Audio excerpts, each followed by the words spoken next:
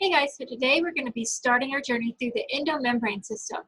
In the last few videos, we looked at the nucleus, mitochondria, chloroplasts, peroxisomes, and lysosomes.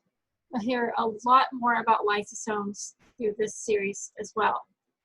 So this will be broken up into several videos because the ER and the endomembrane system just really have a lot of parts. So just to get started, we'll go ahead and see the basic components, the smooth ER, the rough ER, and a little bit more information about ribosomes. The endomembrane system generally refers to all membrane-bound organelles in the cell, except for mitochondria and chloroplasts. And we learned a little bit more about their origins in part 2 of the chapter 6 videos. So we know why they're not exactly derived from the same membrane as the endomembrane system. We can kind of break the endomembrane system down into basic parts, including the endoplasmic reticulum, both smooth and rough, the Golgi apparatus, and also things like peroxisomes and lysosomes, and vacuole-like structures, particularly in plant cells. Remembering that prokaryotes don't have any internal membrane-bound structures, so what we're talking about today will not apply to them. So let's go ahead and get started. So of course, we've got our animal cell and plant cell. Plant cells, as we learned last time, don't have lysosomes, but they do have digestive enzymes that can be stored in the vacuole. We're going to be looking a lot more at lysosomes towards the end of this series, but just keeping in mind the basic components that animal cells and plant cells have in common. Aside from lysosomes, everything that we'll be talking about in the first couple of parts will apply to both animal cells and plant cells, eukaryotic cells in general, but not prokaryotic cells. Okay, so let's get started with the endoplasmic reticulum. We saw this a fair bit already when we talked about the nucleus. So you can already see the nuclear envelope. This is one of the structures we covered in the last couple sets of videos. So we have the nuclear envelope, which is also technically part of the endomembrane system. You can see here we have a couple of different types of endoplasmic reticulum. So the endoplasmic reticulum is just a network of sort of membranous tubules and sacs, and again it's contiguous, connected to our nuclear envelope. You can see we have microscopy going on down here, where our rough ER and smooth ER are going to intersect. Okay, so let's learn a little bit about these types of ER. Okay, so we have, again, two parts. The smooth ER, which we can see over here more to the left. You can see it has a little bit more of sort of a coral reef type of structure. Here's what it looks like in our TEM image down here. Smooth ER. And the smooth ER has three major functions. It has quite a few functions, but we'll just break it down to three for now. One big one is steroid and other lipid synthesis. So this is going to be the site of making more lipids. Think about if the cell needs more membranes, if it needs to attach lipids to things. This is going to be the site where these are primarily going to get made. Okay, this is also a really cool organelle because it's involved with drug detoxification. We talked about that a fair bit with peroxisomes, but this is yet another organelle that can participate in its own way. Peroxisomes are going to do this via primarily oxidative mechanisms. The smooth ER can participate as well. We also have this as a site of calcium storage. So we are not going to talk too much about these functions today, but calcium storage will be really important when we get to things like muscle contraction and signaling within the cell. So we're just going to hold that in our mind, sort of keep that in our RAM, that at some point we're going to be talking more about the function of the smooth ER as it relates to things like calcium storage. Okay, so now we know the structure and the function of our smooth ER. We can then transition to rough ER, and this is pretty obvious for the structure. It's rough because it's studded with ribosomes, and we talked about this again in the last couple of videos, so we should be pretty familiar with what's going on here. The rough ER, which is a little bit more pancakey, here is a segment of rough ER. You can see the lumen. These are actually very flat, and all the ribosomes lining it. You can see it here. This is going to be involved with the synthesis of certain types of proteins.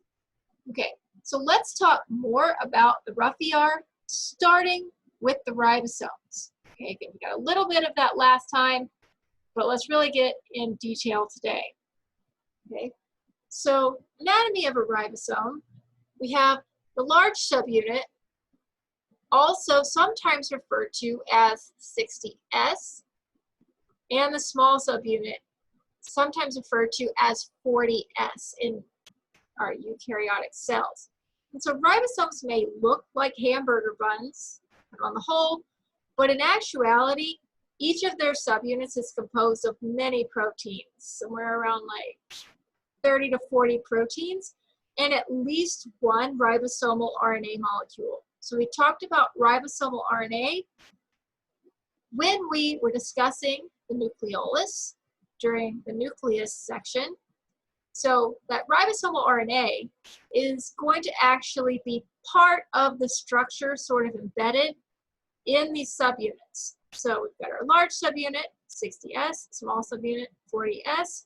Okay, and we now know that even though we're just looking at it generally, it's composed of many, many proteins, and it's assembled, each of these components is assembled at least partially in the nucleus with the ribosomal RNA.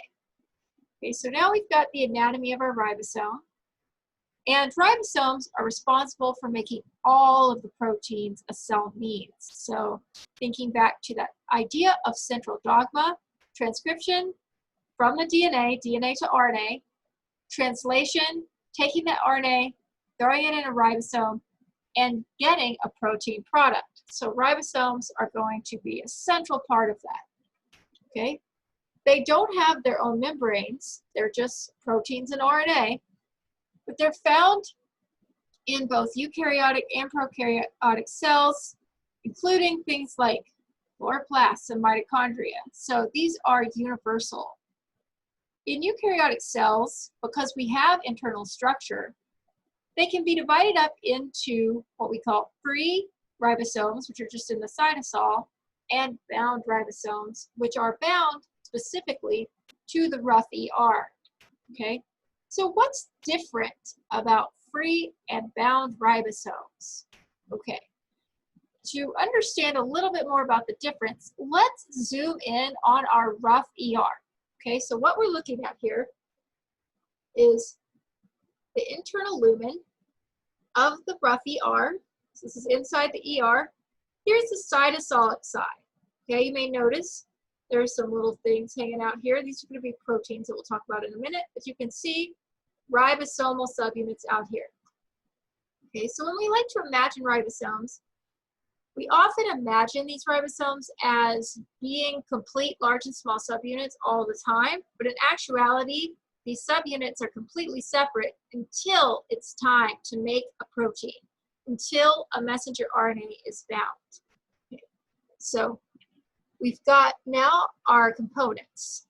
So let's see what this difference is. So they just float around, diffusing in the cell, kind of going wherever they go until it's time to throw in a messenger RNA. Okay. So we've gotten kind of an idea of how the subunits are going to act. The next thing we need to know before we get into the difference between bound and free ribosomes is what types of protein cells can make in general. Okay, so we can make a few different types, kind of dividing these up into proteins that stay in the cytosol. So you can see these red proteins appearing here. They're just going to hang out in the cytosol. We can have proteins that travel into the nucleus. Okay, so those in principle start out in the cytosol and move through the nuclear pore, which we learned about last time, into the nucleus. These types of proteins are synthesized by free ribosomes. We'll see why that is in a minute. Here's our ribosomes, free, not bound to the endoplasmic reticulum. Let's go back to that ER lumen. Here's our membrane. here's the cytosol, and here's our ribosome. So to get a better idea of why a ribosome would want to bind to this outer part, this membrane of our rough ER, let's start making a protein that will cause that to happen. Okay, so proteins that need to stay in the cytosol, or ones that are going to end up in the nucleus, so start out in the cytosol, these guys are synthesized by free ribosomes we saw last time. So be ready to go with that. There go those proteins to the cytosol, to the nucleus, okay? Let's look at types of proteins that would be made by bound ribosomes. So these will be proteins that stay within the endomembrane system. So somewhere operating within the components of the endomembrane system. Maybe the ER lumen, maybe the Golgi apparatus, maybe a lysosome. We can also have proteins that are embedded in a membrane. So we've already seen some examples of this, and there'll be many more to come in cell biology, but proteins that are sort of threaded through the membrane. Okay, and finally, proteins that are secreted from the cell. So you can think of things like insulin as a really good example, or neurotransmitters that have to be released from the cell. These are synthesized only by bound ribosomes. Okay, so again, going back to our ER lumen, we're ready to really understand why that would happen. So again, proteins that need to be secreted from the cell, embedded in a membrane, or just need to live in the endomembrane system will be synthesized by a bound ribosome. Okay, but bound to what exactly? Something called the translocation complex. Okay, these are found all throughout the membrane of the endoplasmic reticulum. We saw these kind of on the first setup, but I sort of ignored them for the time being. This ribosome is going to want to dock on this translocation complex. Okay, so there we go. That's what will happen. Make a protein into it, okay, to the ER lumen. Okay, we can have things that go into the membrane, or things that are going to be ultimately secreted from the cell. But hang on a second. How does the ribosome actually know what kind of protein it's making? How does it know that it's making something that needs to stay in the cytosol? How does it know that it's making something that needs to be secreted from the cell or embedded in a membrane? Let's again go back to that translocation complex, okay? So it turns out that the ribosome actually can't bind to the translocation complex on its own. This speaks a language that it doesn't understand, okay? So we need kind of a mediator. The ribosome, I don't know what a translocation complex is. It has no idea. So it kind of has to be directed to know where to bind. When a protein is synthesized, the messenger RNA for that protein will contain information that tells it how to fold, what interactions it should have, and the function it should carry out. And this includes information about where that protein should go. So we're going to see that this is all embedded in the messenger RNA. Here's our messenger RNA. Now we're ready to get started. So let's start synthesizing that protein, okay? So function of the ribosome, putting those amino acids together. So what you're seeing is the amino acid chain being actively synthesized, okay? So we need some help translating what this translocation complex says so that the ribosome can dock on it. So to help us do this, notice that the first few amino acids that come out of this messenger RNA, this ribosome, the synthesis, these are special. These are what's called a signal peptide, okay? So these are what's called a signal peptide. And this signal peptide, it sounds very general, but it is specific to proteins that need to be synthesized by a bound ribosome. So again, this includes membrane-embedded proteins. It includes things that will be secreted from the cell and things that just live in the endomembrane system somewhere. So if we're one of those things, we will create immediately a signal peptide. Okay, so we're still not quite ready for the translocation complex yet. We sort of have to have an interpreter. Okay, so enter what's called the signal recognition particle. So this guy can help. This is our signal recognition particle. Okay, so notice it's got a couple of slots here. This guy can actually recognize and bind to the signal peptide. The signal peptide is now bound to the signal recognition particle, and it turns out that the signal recognition particle understands the translocation complex, so it's ready to bind there. Okay, now the ribosome knows where to go, and it can dock right over the translocation complex. So we're not going to go over how just very cool the translocation complex actually is, but effectively once a ribosome docks, that little hole in the center can open up, and I'm just making this transparent so you can see through. Okay, once we're docked, we can actually start to thread this protein through the translocation complex into the lumen of the ER. Okay, so things can go into the lumen, alternatively be pushed over into the membrane depending on the type of protein they are, or they can go in and be secreted, those types of things. Okay, so we can do a couple of things here.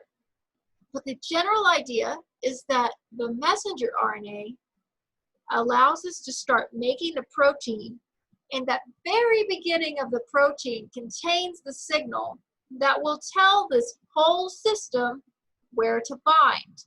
So once we've done that, the signal recognition particle can come in, and it can bind to the translocation complex, and we can synthesize this protein straight through into the ER lumen or push it over into the membrane as needed.